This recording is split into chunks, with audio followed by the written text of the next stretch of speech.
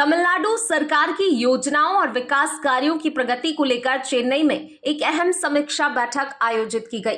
राज्य के मंत्री आधव अर्जुना ने चेपॉक स्थित पब्लिक वर्कर्स डिपार्टमेंट कार्यालय में अधिकारियों के साथ बैठक कर विभागीय योजनाओं, सरकारी पहल और प्रशासनिक कार्यों की विस्तार से समीक्षा की।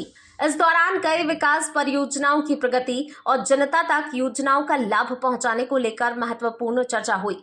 चेन्नई के चेपॉक स्थित पब्लिक वर्क्स डिपार्टमेंट कार्यालय में आयोजित समीक्षा बैठक में मंत्री आधव अर्जुना ने विभाग के वरिष्ठ अधिकारियों के साथ लंबी चर्चा की। बैठक का मुख्य उद्देश्य राज्य सरकार की विभिन्न योजनाओं की मौजूदा स्थिति का आकलन करना और उनके प्रभावी क्रियान्वयन को सुनिश्चित करना था।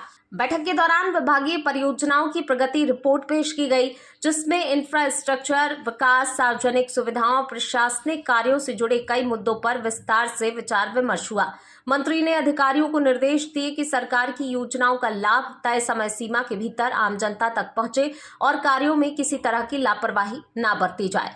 इस दौरान प्रशासनिक प्रक्रियाओं को और बेहतर बनाने, विभागीय समन्वय मजबूत करने और लंबित परियोजनाओं को तेजी से पूरा करने पर भी जोर दिया गया।